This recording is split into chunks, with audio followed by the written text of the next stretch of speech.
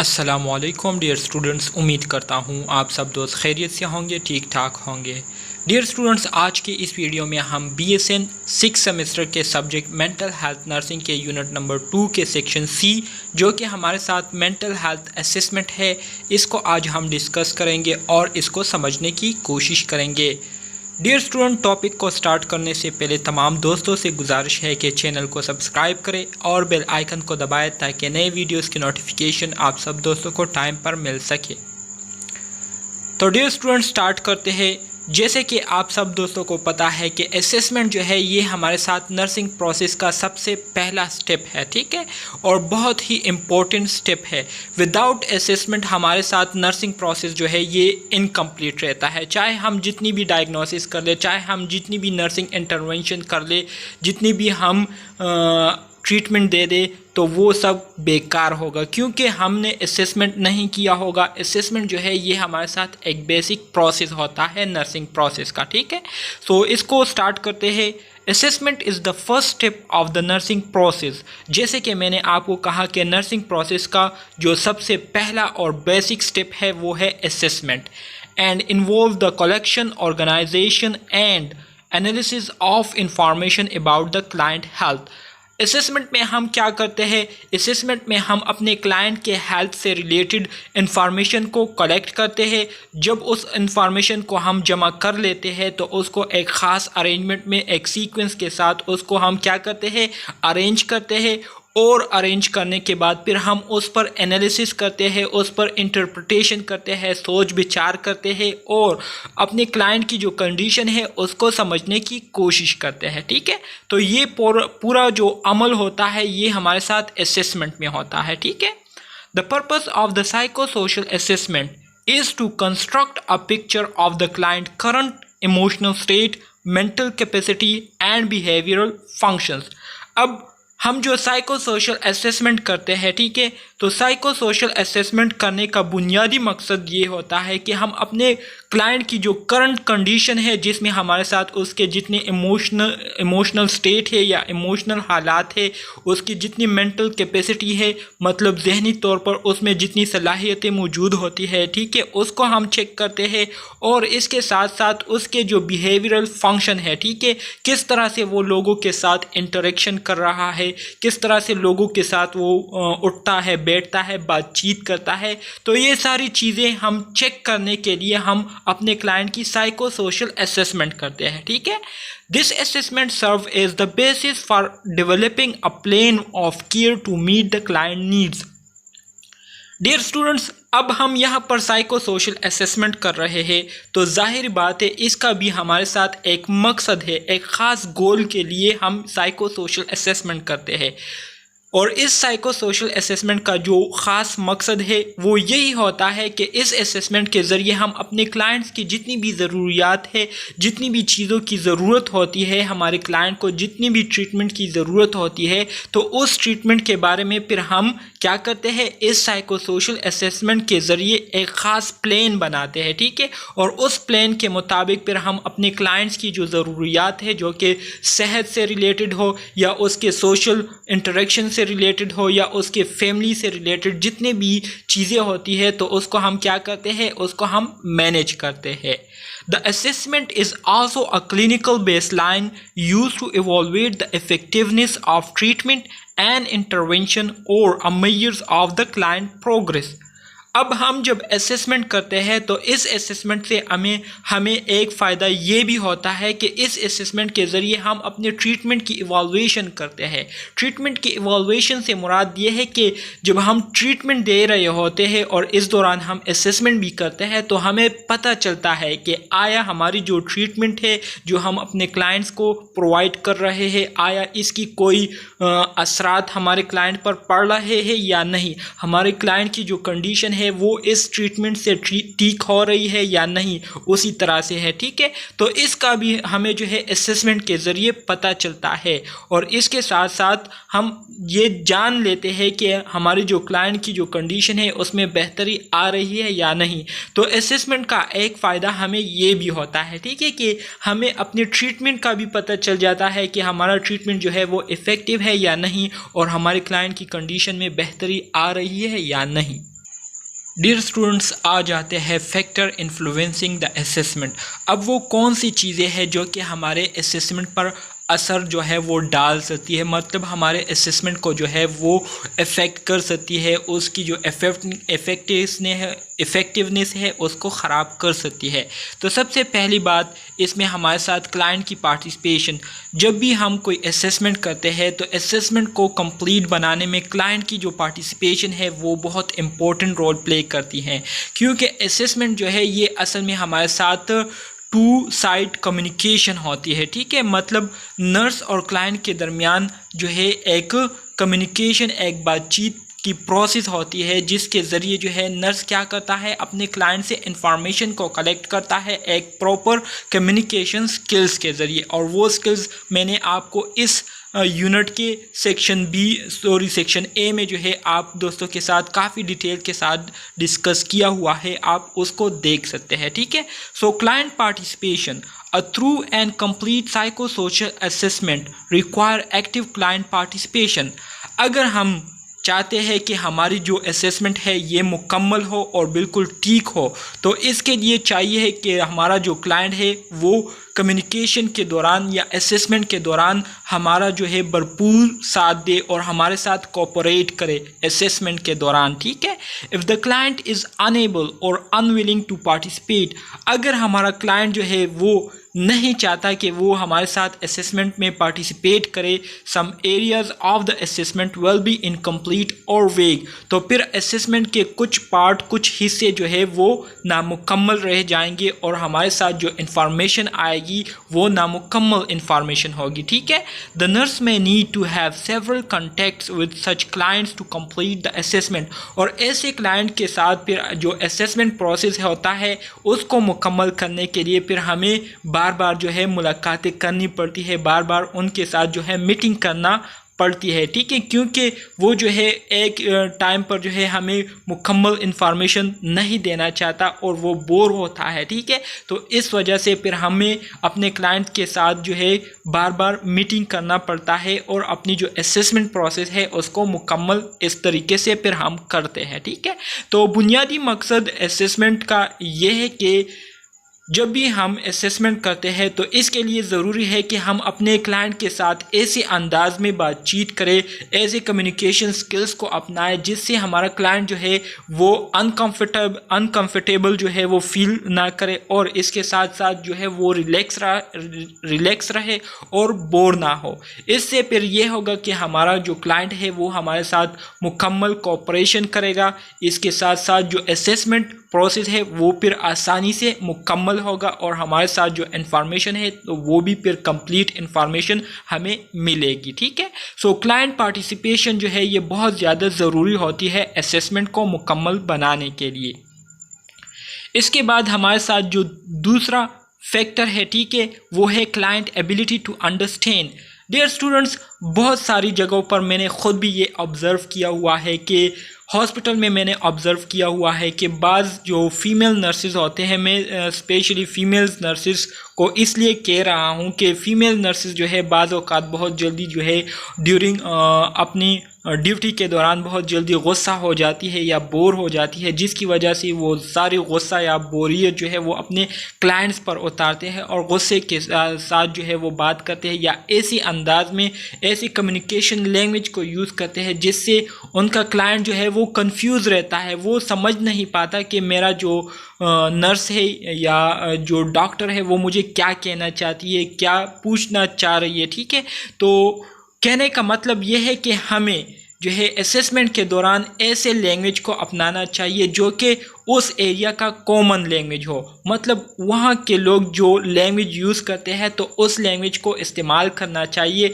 इससे फ़ायदा ये होगा कि इससे हमारा जो क्लाइंट है वो हमारी बात को आसानी से समझेगा और हमें जो भी इंफॉर्मेशन उनसे रिक्वायर्ड होगी तो वो फिर हमें आसानी से मिलेगी, बग़ैर किसी हिचकिचाहट के, बग़ैर किसी क्या कहते हैं, बग़ैर किसी रुकावट के। ठीक है, तो client ability to understand. The nurse also must determine the client ability to hear, read and understand the language being used in the assessment. अब हम जब भी असेसमेंट करेंगे तो असेसमेंट करने से पहले सबसे पहले हम इस चीज़ को जो है ध्यान में रखेंगे कि हमारी क्लाइंट की जो कैपेसिटी है अंडरस्टैंडिंग की वो कितनी है, ठीक है, क्या वो हमारी बातों को समझेगा या नहीं। तो इसके लिए हम ऐसे लैंग्वेज को अपनाएंगे जो कि उस एरिया का कॉमन लैंग्वेज हो, ठीक है। तो इससे फ़ायदा यही होगा कि हमारा क्लाइंट जो है उसको फिर हमारी बातों की जो समझ है वो आसानी से आएगी और वो फिर जो क्वेश्चंस के आंसर है वो फिर हमें ठीक तरीके से देंगे, ठीक है। It is important that the information in the assessment reflect the client health status, it should not be a result of poor communication, ठीक है। और इसीलिए ये जो है बहुत ही ज़्यादा ज़रूरी है कि हम जब असेसमेंट के दौरान उनसे इंफॉर्मेशन कलेक्ट कर रहे हो तो वो इंफॉर्मेशन जो है वो हमारे क्लाइंट के हेल्थ के मुताबिक हो, ना कि इधर उधर की बातें उस इंफॉर्मेशन में मौजूद हो, ठीक है। तो इंफॉर्मेशन जो है वो हमारे क्लाइंट के हेल्थ के मुताबिक हो, और ये इंफॉर्मेशन हेल्थ के मुताबिक तभी होगी जब हमारी कम्युनिकेशन स्किल वो क्या होगी, वो बेहतर होगी। अच्छी कम्युनिकेशन स्किल्स के ज़रिए अगर हम अपने क्लाइंट के साथ जो असेसमेंट प्रोसेस है उसको करेंगे तो हमारे साथ जो इंफॉर्मेशन आएगी तो वो क्लाइंट की हेल्थ के मुताबिक होगी, ठीक है, और हमारे लिए काफ़ी ज़्यादा फ़ायदेमंद होगी। इसके बाद हमारे साथ जो तीसरा फैक्टर है वो है client health status. The client health status also affect the psycho social assessment. इसके अलावा क्लाइंट की जो हेल्थ स्टेटस है ये भी बहुत ज़्यादा असर डालती है साइको सोशल असेसमेंट के दौरान, ठीक है, या साइको सोशल असेसमेंट पर। If the client is anxious, tired और पेन, अगर हमारा क्लाइंट जो है मतलब हमारा जो पेशेंट है वो एंशियस हो, ठीक है, टायर्ड हो, थकावट का शिकार हुआ हो, या उसको बहुत ज़्यादा पेन हो रही हो, द नर्स में have difficulty drawing the client full participation in the assessment. तो ऐसे कंडीशन में फिर नर्स के लिए बहुत ज़्यादा मुश्किल होगा कि उसके साथ जो क्लाइंट है वो मुकम्मल तौर पर कोऑपरेट करे असेसमेंट के दौरान, ठीक है। मतलब इसका यह है कि फिर जो असेसमेंट प्रोसेस है वो मुकम्मल नहीं होगा और इनकम्प्लीट होगा, क्योंकि जो क्लाइंट है वो अपने मसलों में जो है वो गिरा हुआ है, ठीक है, उसको बहुत ज़्यादा पेन होगी, या वो जो है अनकम्फर्टेबल जो है बहुत ज़्यादा फील कर रहा है, ठीक है, या बहुत ज़्यादा थकावट का शिकार हुआ है जिसकी वजह से वो जो है बात नहीं कर पा रहा, या हमारे क्वेश्चंस का आंसर जो है वो प्रॉपर तरीके से नहीं दे पा रहा। तो इस वजह से जो असेसमेंट प्रोसेस है वो मुकम्मल नहीं होगा, ठीक है, और इफ़ेक्टिव नहीं होगा। The client may need to rest, इसलिए क्लाइंट को जो है रेस्ट की ज़रूरत होगी। Receive medication to elevate pain, और पेन को ख़त्म करने के लिए उसे फिर हमें मेडिकेशन देना होगी, और बी काम, और उसे जो है रिलैक्स रखना होगा। बिफोर असेसमेंट कैन कंटिन्यू, इससे पहले कि हम असेसमेंट को दोबारा जारी करें या दोबारा जो है उसको रिज्यूम करें, ठीक है। सो क्लाइंट की जो हेल्थ स्टेटस है ये बहुत ज़्यादा मैटर करती है साइको सोशल असेसमेंट को कंप्लीट बनाने में, कामयाब बनाने में, ठीक है। Nurse attitude and approach. Dear students, nurse का एटीट्यूड और अप्रोच जो है ये भी एक बहुत ही बेसिक फैक्टर है, ठीक है, असेसमेंट को सक्सेसफुल बनाने में। अगर नर्स का एटीट्यूड अपने पेशेंट्स के साथ अच्छा होगा, अच्छे इखलाक के साथ अपने पेशेंट से बात करेगा, तो पेशेंट जो है उनका इंटरेस्ट जो है वो अपने नर्स पर डेवलप्ड होगा, और इस तरीके से वो फिर आसानी से और बग़ैर किसी मुश्किल के अपने क्लाइंट्स को जितनी भी इंफॉर्मेशन रिक्वायर होगी उसको, तो वो इंफॉर्मेशन जो है अपने क्लाइंट को, अपने नर्स को जो है वो फिर क्या करेंगे, प्रोवाइड करेंगे आसानी से। If the client perceives the nurse question to be short or pressure for complete the assessment, he or she may provide only superficial information or omit discussing problem in some areas altogether. वही बातें जो कि मैंने आपको कही, assessment के दौरान अगर मिसाल के तौर पर एक नर्स है वो बहुत ज़्यादा मतलब ऐसे अंदाज में बात कर रहा है या ऐसे लहजे में अपने पेशेंट के साथ बात कर रहा है जिससे पेशेंट को ऐसा महसूस होता हो कि मेरा जो नर्स है या मेरा जो डॉक्टर है वो गुस्से में है या जो है वो मेरे साथ जो है इंटरेस्टेड नहीं है, ठीक है, मेरा इलाज करने में इंटरेस्टेड नहीं है, तो ऐसी कंडीशन में जो है क्लाइंट क्या करेगा, वो भी फिर इंटरेस्ट नहीं लेगा आपके साथ असेसमेंट के दौरान, और आपको जो है वो फिर प्रॉपर इंफॉर्मेशन नहीं देगा, बल्कि आपको सरसरी इंफॉर्मेशन प्रोवाइड करेगा, और जो असल प्रॉब्लम होंगे उसको वो क्या कर लेंगे, उसको वो अवॉइड कर लेंगे आपके साथ शेयर करने से, ठीक है। सो कहने का मतलब ये है कि अगर आप अपने क्लाइंट पर प्रेशर डालेंगे, अपने क्लाइंट को जो है उनसे शॉर्ट क्वेश्चंस करेंगे, ठीक है, तो वो फिर क्या करेंगे, वो फिर आपको सरसरी इंफॉर्मेशन देगा, और जो बुनियादी बातें हैं वो फिर आपके साथ शेयर नहीं करेंगे, ठीक है। The client may also refrain from providing sensitive information if he or she perceive the nurse as non accepting and defensive. और इसी तरह से अगर क्लाइंट को ऐसा लगे कि मेरा जो नर्स है या मेरा जो डॉक्टर है, ठीक है, वो बहुत ज़्यादा गुस्से में है, या मेरी उसकी जो एटीट्यूड है जो, ठीक है, वो एक्सेप्टेबल नहीं है, मतलब क्लाइंट को वो एटीट्यूड जो है अच्छा नहीं लग रहा और डिफेंसिव मूड में है, ठीक है, तो इस तरह के एटीट्यूड से हमारा जो क्लाइंट होगा वो फिर हमें ऐसी इंफॉर्मेशन प्रोवाइड करने से डरेगा जो कि सेंसिटिव इंफॉर्मेशन होती है, ठीक है। सेंसिटिव से मुराद जिसमें प्राइवेसी को बहुत ज़्यादा जो है उसको हम क्या करते हैं, प्रायोरिटी देते हैं, तो ऐसे इंफॉर्मेशन को फिर वो हमारे साथ शेयर नहीं करेगा। तो नर्स एटीट्यूड एंड अप्रोच का जो बुनियादी मकसद है वो ये है कि हम जब भी अपने क्लाइंट के साथ असेसमेंट प्रोसेस करें, तो असेसमेंट प्रोसेस के दौरान हम अपने क्लाइंट के साथ ऐसा बर्ताव करें, ऐसा रवैया इख्तियार करें जिससे हमारा क्लाइंट जो है वो अनकंफर्टेबल ना हो, अपने आप को जो है वो अनकंफर्टेबल ना फील करे, बल्कि हमारे एटीट्यूड ऐसे होना चाहिए कि वो अपने आप को कंफर्टेबल फील करे, इसके साथ साथ वो रिलैक्स रहे और एज अ फ्रेंडली जो है हमारे साथ फिर इंफॉर्मेशन को शेयर करे, ठीक है।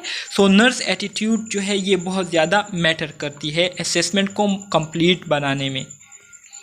Client previous experience.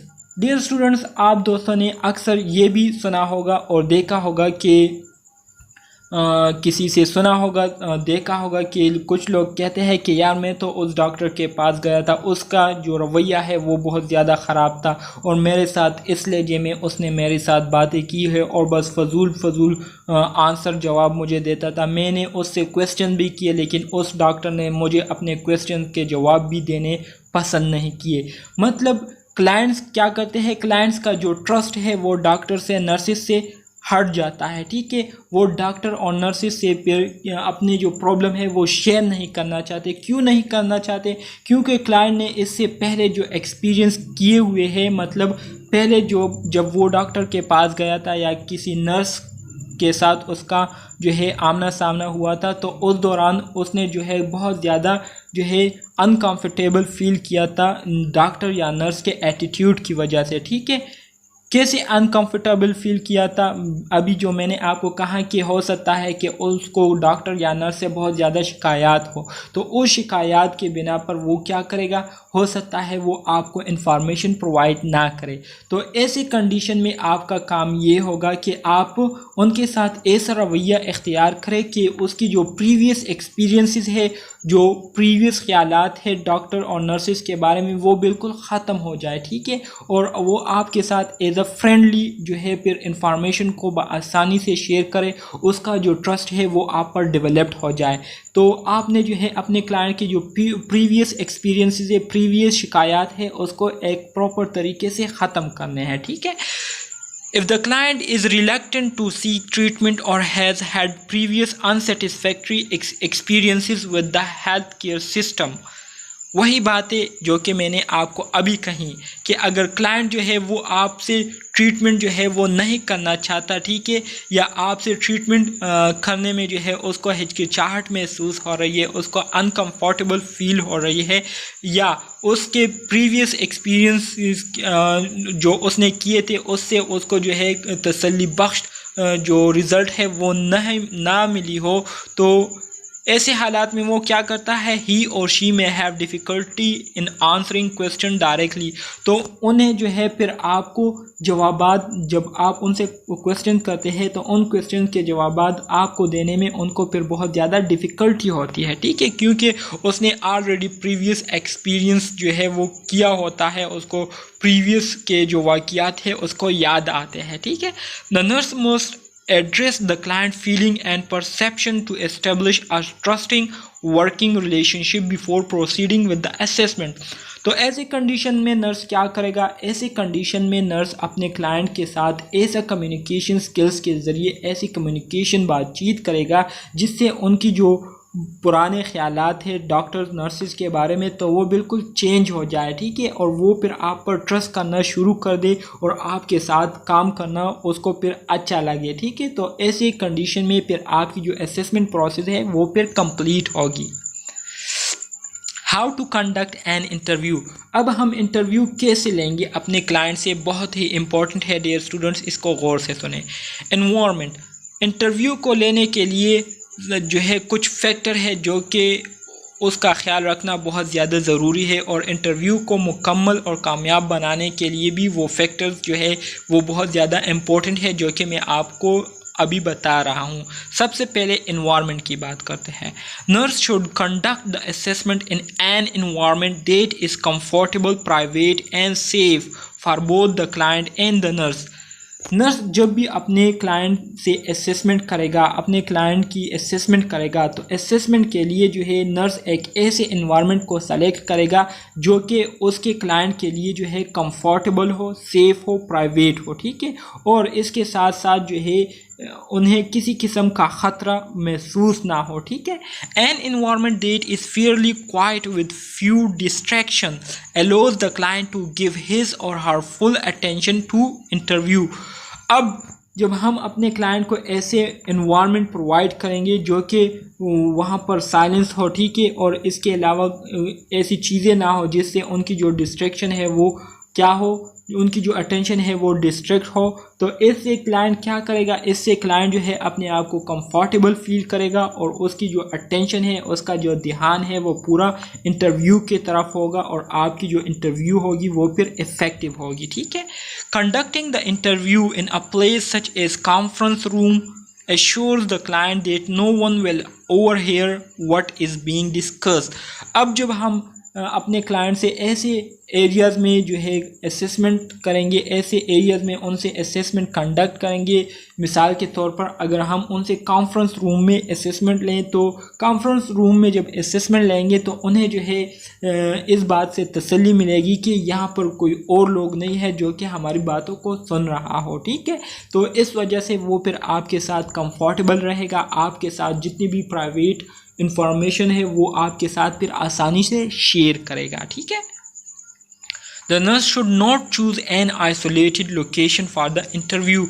इसके अलावा नर्स को जो है ऐसी जगह जो है वो चूज़ नहीं करनी चाहिए जो कि आइसोलेटेड हो, बिल्कुल वीरान हो। However particularly if the client is unknown to the nurse or has a history of any threatening behaviour. इसके अलावा अगर क्लाइंट जो है वो नर्स को नहीं जानता हो और नर्स से उनको कोई ख़तरा हो, ठीक है, तो ऐसे कंडीशन में फिर असेसमेंट का जो प्रोसेस है वो फिर इफ़ेक्टिव नहीं होगा। The nurse must ensure the safety of self and the client.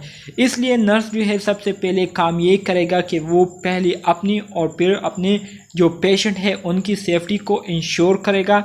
If that means another person is present during the assessment, मतलब यह है कि असेसमेंट के दौरान वहाँ पर कोई दूसरा बंदा नहीं होना चाहिए जिससे पेशेंट को जो है अनकंफर्टेबल फील हो, ठीक है। तो इन चीज़ों का ख्याल जो है वो लाजमी रखना होगा इंटरव्यू के दौरान। Input from family and friends.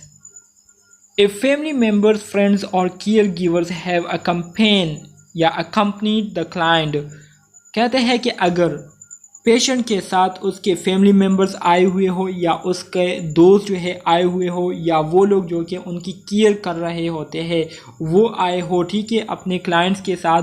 The nurse should obtain their perception of the client behaviour and emotion. तो नर्स क्या करेगा, नर्स उन लोगों से भी इस पेशेंट के जो परसेप्शन है, ठीक है, मतलब उसकी जो बिहेवियर और इमोशनल स्टेट है उसके बारे में क्या करेंगे, उन लोगों से इंफॉर्मेशन को कलेक्ट करेंगे।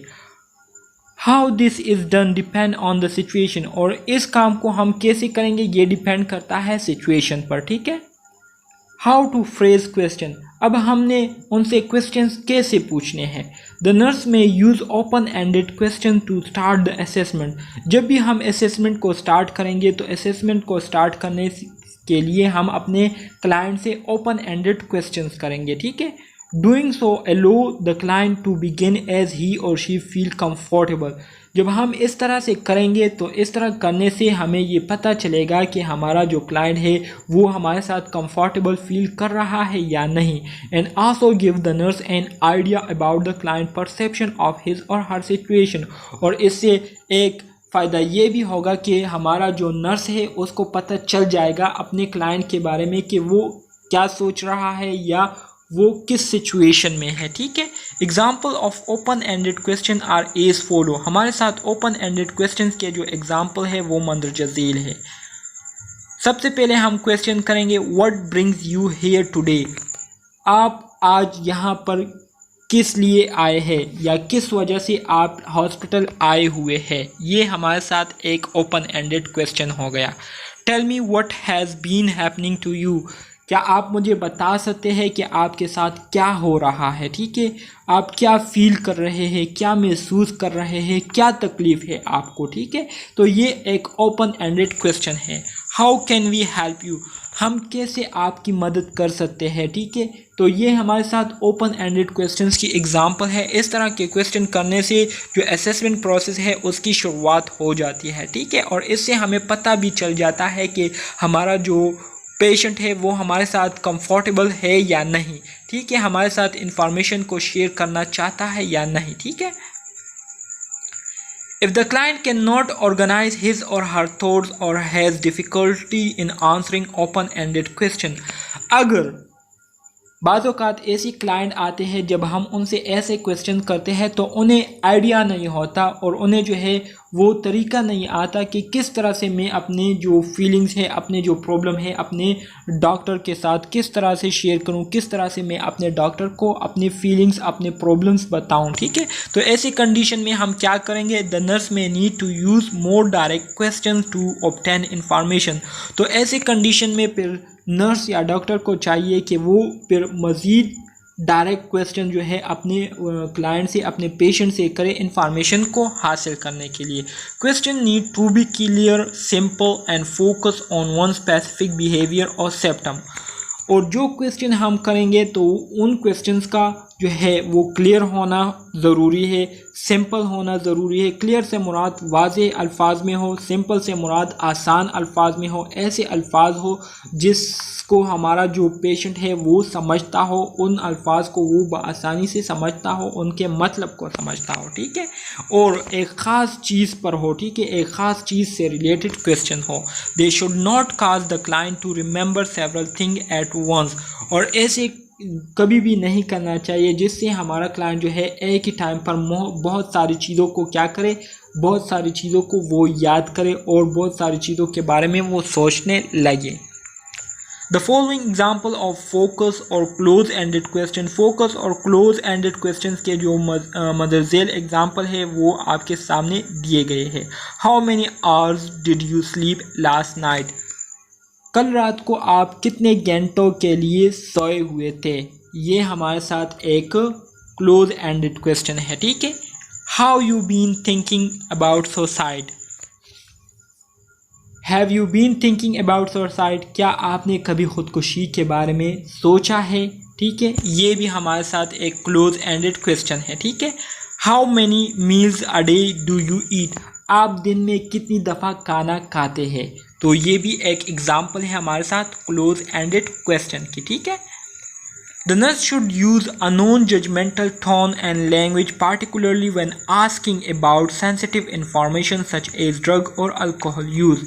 इसके अलावा जब हम अपने क्लाइंट से ड्रग या अल्कोहल या सेक्सुअल बिहेवियर या अब्यूज़ या वायलेंस के बारे में जब हम अपने क्लाइंट से क्वेश्चन करते हैं कि आया आपने कभी कोई नशा आवर चीज़ को यूज़ किया हुआ है या नहीं, या आपने कभी कोई सेक्स किया हुआ है या नहीं, या किसी पर तशद्दुद किया हुआ है या नहीं, या बच्चों के पालने के प्रोसेस के दौरान आपने कभी अपने बच्चे को मारा है या नहीं। तो ऐसे क्वेश्चन जब हम अपने क्लाइंट से करते हैं तो ऐसे अंदाज में करने चाहिए जिससे जो है हमारा क्लाइंट जो है वो डर महसूस ना करे, वो अपने आप को अनकंफर्टेबल फील ना करे और ये महसूस ना करे कि अगर मैंने इसको ये बताया तो हो सकता है कि ये बंदा जो है मुझे जेल कराए, ठीक है, या ये बंदा जो है मुझे पुलिस के हवाले करे। तो ऐसे अंदाज में या ऐसे टोन में कभी भी अपने क्लाइंट से इस तरह के क्वेश्चन हमने नहीं करने, बल्कि ऐसे अंदाज को अपनाना है जिससे हमारा क्लाइंट जो है वो बिल्कुल रिलैक्स रहे, बिल्कुल जो है काम रहे, ठीक है, और उसे किसी किस्म की अनकंफर्टेबिलिटी जो है वो महसूस ना हो और बातचीत जो है वो एक नॉर्मल बातचीत की तरह लगी क्लाइंट को, ठीक है। Using non-judgmental language tone, avoid giving the client verbal clues to become defensive or to not tell the truth. अब जब हम non-judgmental language को लॉन्ग लैंग्वेज टोन को क्या करेंगे, यूज़ करेंगे, तो इससे क्या होगा, इससे हमारा जो क्लाइंट है, ठीक है, वो फिर हमें सच बताएगा। और अगर हम जजमेंटल लैंग्वेज टोन को यूज़ करेंगे जिसके ज़रिए हम अपने क्लाइंट को जज करते हैं, ठीक है, तो इससे क्या होगा, हमारा जो क्लाइंट है वो फिर हमें क्या करेगा, वो फिर हमें सच नहीं बताएगा, ठीक है, और हमसे बातें छुपाएगा। For example when asking a client about his or her parenting role, जब हम अपने क्लाइंट से या अपने पेशेंट से उसके पेरेंटिंग रोल के बारे में पूछते हैं, मतलब आप अपने बच्चे की परवरिश कैसे कर रहे हैं, ठीक है, the nurse should ask what type of discipline do you use.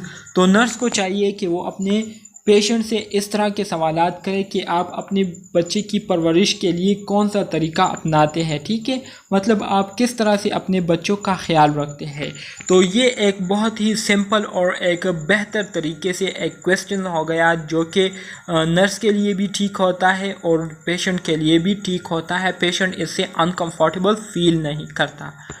Rather than how often do you physically punish your child, अगर उस क्वेश्चन के बजाय अगर हम इस तरह से पूछे कि आप अपने बच्चे को दिन में कितनी बार पनिश करते हैं, कितनी बार उसको सज़ा देते हैं, ठीक है, तो ये क्वेश्चन जो है, ये क्वेश्चन अगर आप अपने पेशेंट से करेंगे तो आपका जो पेशेंट है वो डिफेंसिव मूड में आ जाएगा और वो क्या करेगा, वो फिर डरेगा आपके साथ इंफॉर्मेशन को शेयर करने से, ठीक है, क्योंकि उसको जो है ऐसा महसूस होगा कि हो सकता है अगर मैंने इसको सच बताया तो हो सकता है ये बंदा जो है मेरे साथ कुछ बुरा करे या मुझे जो है पुलिस के हवाले कर दे।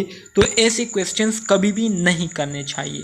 The first question is more likely to produce honest and accurate information. The second question gives the impression that physical discipline is wrong. तो हमने जो पहला क्वेश्चन किया था वो क्वेश्चन जो है उस क्वेश्चन से हमें जो है एक honest and accurate information like feeling जो है वो प्रोड्यूस होगी जिससे हमारा जो क्लाइंट है वो हमें सच बताएगा। लेकिन अगर हम सेकंड तरीके से उनसे क्वेश्चन करें तो इससे ऐसा क्लाइंट को महसूस होगा जैसे कि मैं जो कर रहा हूँ वो गलत है। तो जब उसको वो चीज़ गलत महसूस होगी तो ज़ाहिर बात है कोई भी शख्स नहीं चाहता कि कोई मुझे जो है वो गलत साबित करे, तो वो फिर आपके साथ झूठ बोलेगा, आपको इन्फॉर्मेशन नहीं देगा, ठीक है। Content of assessment. Dear student, जब भी हम असेसमेंट करते हैं तो असेसमेंट के दौरान हम मंदरजा झेल चीज़ों के बारे में हम अपने क्लाइंट से इंफॉर्मेशन को लेते हैं। सबसे पहले हम उनसे हिस्ट्री लेते हैं, ठीक है, इसके बाद हम उनकी जनरल अपीयरेंस और मोटर बिहेवियर्स को देखते हैं, उसकी मूड और इफ़ेक्ट्स को देखते हैं, थॉट प्रोसेस को देखते हैं, ठीक है, कि किस तरह से वो सोचता है, ठीक है, कौन सी चीज़ों पर ज़्यादा सोचता है, sensorium and intellectual processes, judgement and insight, self concept and role and relationship. ये सारी चीज़ें जो है हम असेसमेंट के दौरान अपने क्लाइंट से इन चीज़ों के बारे में क्वेश्चंस करते हैं, सवालात पूछते हैं। Physiological and self care concept. इसके अलावा फिजियोलॉजिकल और सेल्फ केयर कंसर्न जो है इनके बारे में हम उनसे पूछते हैं। सबसे पहले बात करते हैं हिस्ट्री की। हिस्ट्री में हम अपने क्लाइंट से ज़ाहिर बात है उनकी एज के बारे में पूछते हैं कि आपकी उम्र कितनी है। इसके अलावा उनकी डेवलपमेंटल स्टेजेस के बारे में पूछते हैं कि आपकी जो डेवलपमेंटल स्टेजेस है वो कैसी है या किस तरह से हुई है। ठीक है, मतलब बचपन में आपको किसी किस्म का प्रॉब्लम तो नहीं था, या टीनेज में किसी किस्म का प्रॉब्लम तो नहीं था, या एडल्टहुड में, या इस तरह के क्वेश्चन जो है हम उनसे डेवलपमेंटल स्टेज के हवाले से पूछते हैं। कल्चरल कंसिडरेशन के से मुराद ये है कि उनके कल्चरल में अगर कोई ऐसी बातें हो जिससे उनकी जो मेंटल हेल्थ है वो इफ़ेक्ट हो रही हो तो उसके बारे में हम उनसे पूछते हैं, या उनके कल्चर के हवाले से उनसे सवालात करते हैं। अपने पेशेंट से हम सवालात करते हैं। ठीक है, इस तरह से स्पिरिचुअल बिलीव मतलब उनके जो अकायद है, ठीक है, अकीदे हैं, जिन चीज़ों पर वो बिलीव करते हैं और जिन चीज़ों पर वो नहीं करते उसके बारे में पूछते हैं। और इसके साथ साथ प्रीवियस हिस्ट्री हम उनसे कलेक्ट करते हैं। The history of the client as well as his or her family may provide some insight into the client current situation। अब जब हम अपने क्लाइंट से हिस्ट्री लेते हैं और इसके साथ साथ उनके फैमिली से लेते हैं, ठीक है, उनके फैमिली के हवाले से उनसे इंफॉर्मेशन कलेक्ट करते हैं, तो इस इंफॉर्मेशन से हमें क्लाइंट की मौजूदा हालत के बारे में थोड़ी बहुत इंफॉर्मेशन मिल जाती है। मिसाल के तौर पर, has the client experience similar difficulty in the past. अगर हम अपने क्लाइंट से ऐसे क्वेश्चन करेंगे कि आया जिस प्रॉब्लम के साथ अभी आप हॉस्पिटल आए हैं, क्या ये प्रॉब्लम आपको इससे पहले कभी हुई थी या नहीं। ठीक है, तो has the client been admitted to the hospital, क्या इससे पहले आप कभी हॉस्पिटल में एडमिट हुए थे या नहीं। एंड इफ़ सो, और अगर इस तरह से हुआ है, what was that experience like, तो आप किस तरह से उस टाइम एक्सपीरियंस कर रहे थे, क्या उस टाइम जो है आप फील कर रहे थे। A family history that is positive for alcoholism, bipolar disorder or suicide is significant because it increase the client risk for this problem. और जब हम उनसे फैमिली हिस्ट्री के बारे में पूछते हैं कि आया आपके फैमिली में कोई किसी को इस तरह के प्रॉब्लम हुए हैं या नहीं, या मिसाल के तौर पर उनके फैमिली में ऐसे लोग हो जिन्होंने जो है अल्कोहलिज्म मतलब अल्कोहल यूज़ किया हो, या उनको कोई बाइपोलर डिसऑर्डर हुआ हो, या उन्होंने कभी सुसाइड अटेम्प्ट करने की कोशिश किया हो, तो बहुत ज़्यादा चांसेस होते हैं इस पेशेंट को भी कि ये पेशेंट भी इस तरह से कोई हरकत कर ले। ठीक है, तो इस तरह के क्वेश्चन हम इसलिए करते हैं ताकि हमें पता चल जाए कि इसकी जो फैमिली बैकग्राउंड है वो कैसी है, इनके जो हालात है वो कैसे है। The client chronologic age and developmental stage are important factor in psychosocial assessment। Dear student, psychosocial assessment में जो है क्रोनोलॉजिक एज और डेवलपमेंटल स्टेज भी ये भी एक बहुत इम्पोर्टेंट फैक्टर है। क्रोनोलॉजिक एज से मुराद जब बच्चा पैदा हो जाता है तो पैदा होने के बाद जो स्टार्टिंग के कुछ ईयर्स होते हैं तो इसको क्रोनोलॉजिक एज कहते हैं। ठीक है, इसके अलावा डेवलपमेंटल स्टेज कि उसकी डेवलपमेंट कैसी हुई है, अच्छी हुई है या नहीं, तो ये दोनों बातें जो है बहुत ज़्यादा असर डालती है साइकोसोशल असेसमेंट पर। The nurse evaluates the client age and developmental level for congruence with expected norm। Nurse क्या करेगा, अपने क्लाइंट की जो एज है उसकी इवाल्वेशन करेगा और उसकी जो डेवलपमेंटल लेवल है, ठीक है, उसको चेक करेगा कि आया इसकी जो डेवलपमेंट है वो प्रॉपर हुई है या नहीं। मिसाल के तौर पर अ क्लाइंट में be struggling with personal identity and attempting to achieve independence from his or her parents। Dear students, ये बात तो बहुत ही ज़्यादा कॉमन है कि जब हम थोड़े से बड़े हो जाते हैं तो हम चाहते हैं कि हमसे कोई किसी चीज़ के बारे में सवाल ना करे, कि हम जो कर रहे हैं तो बस वो हम करते रहे और हमसे जो है कोई पूछने वाला ना हो। और इसके अलावा हम ज़्यादातर ये भी सोचते हैं कि हमें जो है ख़ुद फ़ैसले करने चाहिए, हमें जो है ख़ुद फ़ैसले करने का मौका देना चाहिए, हमें जो है ये हक़ मिलना चाहिए। ठीक है, मतलब हम आज़ादी चाहते हैं। ठीक है, ज़्यादातर हम इस तरह के सोचते हैं। ठीक है, if the client is 17 year old, अगर पेशेंट जो है वो 17 साल की उम्र का है, these struggles are normal and anticipated because these are the two of the primary developmental tasks for the adolescents। अगर हमारा मरीज़ जो है वो 17 साल का है और वो यही कोशिश में लगा हुआ है कि मैं इंडिपेंडेंट हो जाऊं, मैं ख़ुद मुख्तार हो जाऊं, मैं जो है अपने फ़ैसले खुद करने लगूं। ठीक है, तो ये स्ट्रगल, ये मेहनत जो है, ये कोशिशें जो है, ये नॉर्मल होती है इस एज में। ठीक है, क्योंकि इस एज में जब आप इस तरह से नहीं करेंगे तो फिर ये एबनॉर्मेलिटी को रिप्रेजेंट करती है। ठीक है, फिर आपकी जो मेंटल एबिलिटी है उसकी एबनॉर्मेलिटी को ये रिप्रेजेंट करती है। तो ऐसे एज, इस एज में अगर आप इस तरह के बिहेव करते हैं, मतलब आप ख़ुद मुख्तारी चाहते हैं, आप अपने फ़ैसले ख़ुद करना चाहते हैं, आप ये चाहते हैं कि मुझसे कोई पूछे ना, मेरा कोई पूछने वाला ना हो, मतलब मैं जो भी करूँ वो करूँ और अपने फ़ैसले जो है वो मैं ख़ुद करूँ। ठीक है, चाहे गलत हो या ठीक हो। तो ये 17 ईयर के ओल्ड या 18 एज में जो है, टीन एज में, ये नॉर्मल प्रोसेस है। ठीक है, लेकिन if the client is 35 year old and still struggling with these issues of self identity and independence, लेकिन अगर कोई शख्स जो है वो 35 ईयर्स ओल्ड हो और फिर भी उसको ये मसले हो, वो चाहता हो कि मैं ख़ुद मुख्तार होना चाहता हूँ मैं, और वो जो है अपने आप को पहचानने की कोशिश में लगा हुआ है, तो ये जो है इस कंडीशन में फिर नर्स को चाहिए कि वो उस सिचुएशन को मज़ीद जो है उसको देखे, मज़ीद उसको एक्सप्लोर करने की कोशिश करे और जानने की कोशिश करे कि मेरे क्लाइंट के साथ क्या मसला है। इसके अलावा the nurse must be sensitive to the client cultural and spiritual believes to avoid making inaccurate assumption about his or her psychosocial function. जब भी साइकोसोशल असेसमेंट करेंगे तो इस दौरान हम अपने पेशेंट की जो कल्चर और स्पिरिचुअल बिलीव है उसका भी हम ख्याल रखेंगे, मतलब उनके जो रस्म व रिवाज है और उनकी जो मजहबी अकायद है, ठीक है, जिन चीज़ों पर वो बिलीव करते हैं, तो उसका हम ख्याल रखेंगे और ऐसा कोई भी काम नहीं करेंगे, कोई भी ऐसी बात नहीं करेंगे जिससे उनके जो कल्चर या स्पिरिचुअल बिलीव में क्या हो उसको जो है उस पर बुरा असर पड़ता हो। Many cultures have beliefs and values about a person's role in society and acceptable social and personal behavior that may differ from those of the nurse। ठीक है,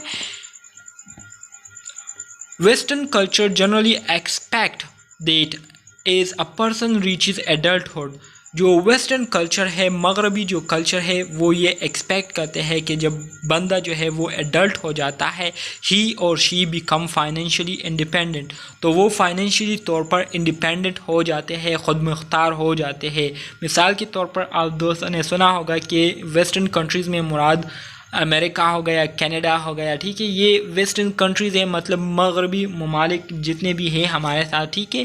तो उनका ये कल्चर होता है कि उनके यहाँ जब बच्चे 18 साल के हो जाते हैं तो उनके वालिदैन जो है उनको पालना छोड़ देते हैं, मतलब उनको जो है अपनी मर्ज़ी पर छोड़ देते हैं कि आया वो फिर अपने वालिदैन के साथ रहे या वो ख़ुद अपने लिए अलग कर ले। ठीक है, और फिर वो जो है अपने जितने भी फाइनेंशियल प्रॉब्लम है, जितने भी इकोनॉमिकल प्रॉब्लम है, वो फिर उसको ख़ुद मैनेज करते हैं। ठीक है, 18 साल की उम्र के बाद। ठीक है, leave homes and make his or her own life decision, और इसी तरह से वो फिर जो है अगर चाहे तो घर को छोड़ सकते हैं और अपनी ज़िंदगी के जितने भी फैसले हैं उनको फिर ख़ुद करने का हक होता है। इन कंट्रास्ट, इसके अलावा इन सम eastern cultures 3 generations may live in one household and elders of the family make major life decision for all।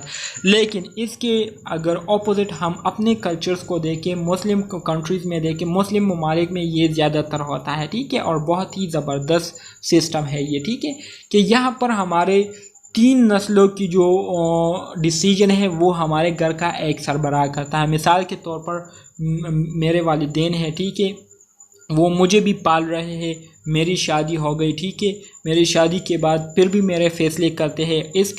और इसके बाद जो है जब मेरे बच्चे हो जाते हैं तो मेरे बच्चों के बारे में भी वो क्या करते हैं, डिसीजन लेते हैं। और फिर मेरे बच्चों के जब बच्चे हो जाते हैं तो उनके बारे में भी फिर क्या करते हैं, डिसीजन लेते हैं। तो ये एक ज़बरदस्त सिस्टम है हम मुस्लिम ममालिक में और मुस्लिम कंट्रीज़ में, और इससे जो है हमारा जो सिस्टम है ये एक मुकम्मल सिस्टम है और इसी वजह से हम जो है एक यूनिक है। ठीक है, पूरी दुनिया में हम यूनिक देखे जाते हैं। ठीक है, another example is the assessment of eye contact. Western culture consider good eye contact to be a positive characteristic indicating self esteem and paying attention.